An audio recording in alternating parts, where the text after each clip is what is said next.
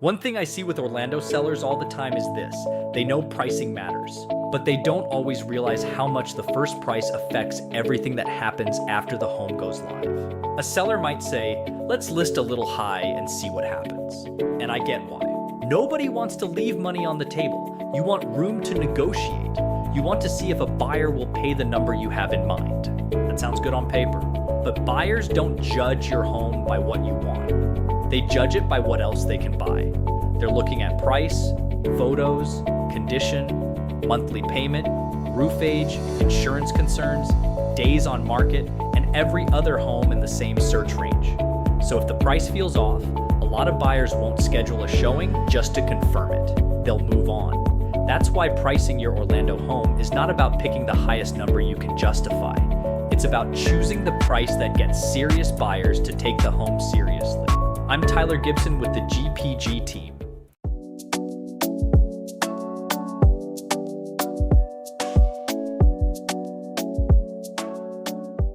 I help Orlando homeowners think through pricing, preparation, and positioning before the listing goes live, because most pricing mistakes are easier to prevent than fix later. Let's walk through how to price your Orlando home without scaring buyers away. The first thing to understand is your launch price matters. The first week or two of a listing usually gets the most attention. Buyers who have been watching the market see it right away. Agents send it to clients. Search alerts go out. Your home is new, fresh, and visible. That early window is valuable. But it only helps if the price makes sense. If the home is priced well, buyers are more likely to click, save it, schedule a showing, and maybe write an offer. If it's priced too high, buyers may still look at it online, but they hesitate. And hesitation is where momentum gets lost. A seller may think, well, they can always make an offer. But a lot of buyers don't think that way. They assume the seller is unrealistic. They assume there's something better for the money, or they wait for the first price reduction. That's the problem with testing the market too high. Sometimes you're not testing the market, you're teaching buyers to wait. The second thing is recent sold comps matter more than active asking prices. This is a big one. A seller might point to a house down the street listed at $525,000 and say, that means mine should be worth around there too. Maybe, but maybe not. An active listing only tells you what another seller wants. It does not tell you what a buyer is willing to pay. Sold homes tell you more because they show actual buyer decisions. But even with sold comps, you have to be careful. Not every home nearby is a true comparable sale. You have to look at size, condition, updates, lot, layout, location, age, garage, pool, roof, and timing. A renovated home with a newer roof is not the same as an original condition home that needs work. A home on a quiet street is not always the same as one backing up to a busy road. Same neighborhood does not always mean same value. That's why pricing is not just averaging 3 sales and calling it done. You have to understand which comps actually matter. The third thing is online estimates can be useful, but they should not run the whole conversation. A lot of sellers check an online estimate before they talk to an agent. That's normal. It gives you a starting point, but it doesn't see the full picture. An online estimate may not know your home's real condition. It may not know the kitchen was remodeled. It may not know the roof is older. It may not know your layout feels better than the home that sold nearby.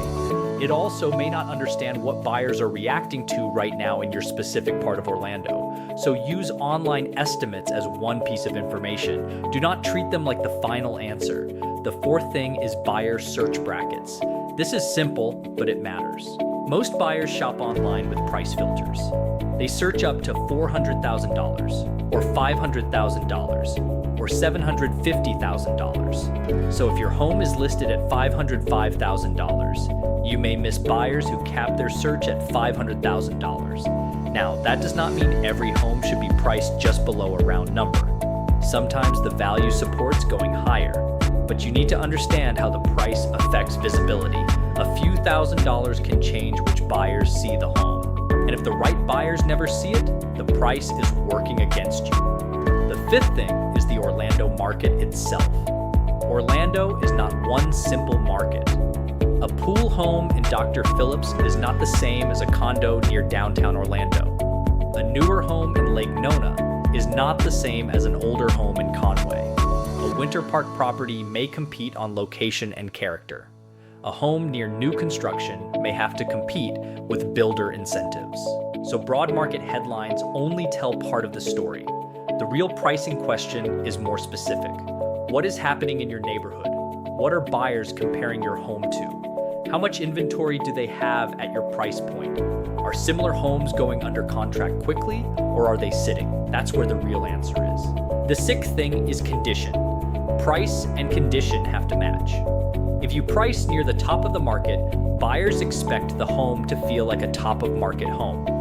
That usually means clean presentation, strong photos, solid maintenance, and fewer obvious objections. If the home needs work, that does not mean it cannot sell. It just means the price has to account for it. Buyers will price in what they can see.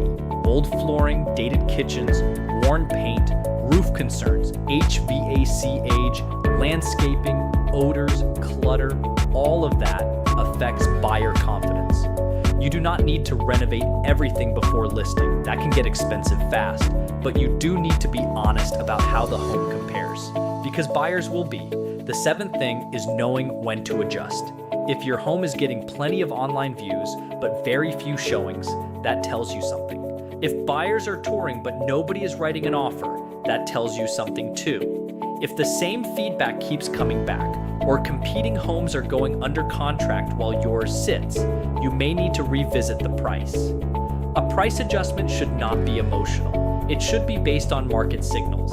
Sometimes a small adjustment can get buyers to re-engage. Sometimes the original price was just too far ahead of the market, and the longer you wait, the harder it can be to recover momentum. That does not mean you panic after a few days, but it does mean you pay attention. The market gives feedback. You have to be willing to listen to it. At the end of the day, pricing your Orlando home is not about picking the number you like best. It's about choosing the number that creates buyer confidence. The right price should reflect recent sold comps, active competition, condition, buyer search behavior, your timeline, and what is actually happening in your part of Orlando. That is how you avoid scaring buyers away, not by underpricing blindly, not by guessing high and hoping someone bites, but by pricing with strategy. Because a good home at the wrong price can look like a bad opportunity, and a well-priced home gives buyers a reason to take the next step. If you are thinking about selling in Orlando, have the pricing conversation before the sign goes in the yard. Not after the listing sits, not after the first price reduction, before. That is where you have the most control.